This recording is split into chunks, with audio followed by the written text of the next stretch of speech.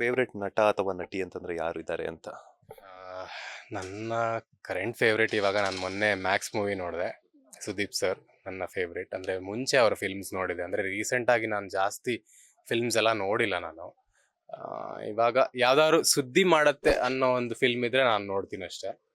Otherwise ನಾನು I am a 90s movie fan. ಅಂದರೆ ಅವಾಗ ವಿಷ್ಣುವರ್ಧನ್ ಸರ್ ಅವರು, ಅಂಬರೀಷ್, ಆ ಮೂವೀಸ್ನೇ ನಾನು ಜಾಸ್ತಿ ನೋಡಿರೋದು. ಇವಾಗ ನನಗೆ ಇವಾಗಿನ ಮೂವಿಗಳು ನನಗೆ ಅಷ್ಟು ಕನೆಕ್ಟು ಆಗಲ್ಲ. I am a old school person.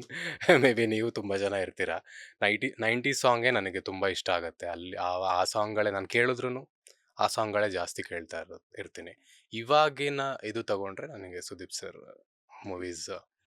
ನಟಿ ಅಂದರೆ ಡೆಫಿನೆಟ್ಲಿ ನನಗೆ 90s ನಟಿರೇ ಇಷ್ಟ. ಶ್ರುತಿ ಮ್ಯಾಮ್, ಮಾಲಾಶ್ರೀ, ಆ ಮೂವೀಸ್ನೇ ನಾವು ನೋಡ್ಕೊಂಡು ಬೆಳೆದಿರೋದು. ಇವಾಗ ಇನ್ನೊಂದು ಸ್ವಲ್ಪ ತಗೊಂಡ್ರೆ ಐ ಲೈಕ್ ರಮ್ಯಾ ರಕ್ಷಿತಾ. ಅದೊಂದು ಟ್ರೆಂಡ್ ಇತ್ತಲ್ಲ, ಅದು ಇಷ್ಟ. ಅದಾದ್ಮೇಲೆ ಯಾರು ಅಷ್ಟು ಇದಂತ ಇಷ್ಟ ಫೇವ್ರೇಟ್ ಅಂತ ಬರುವಷ್ಟು ಅನಿಸಿಲ್ಲ.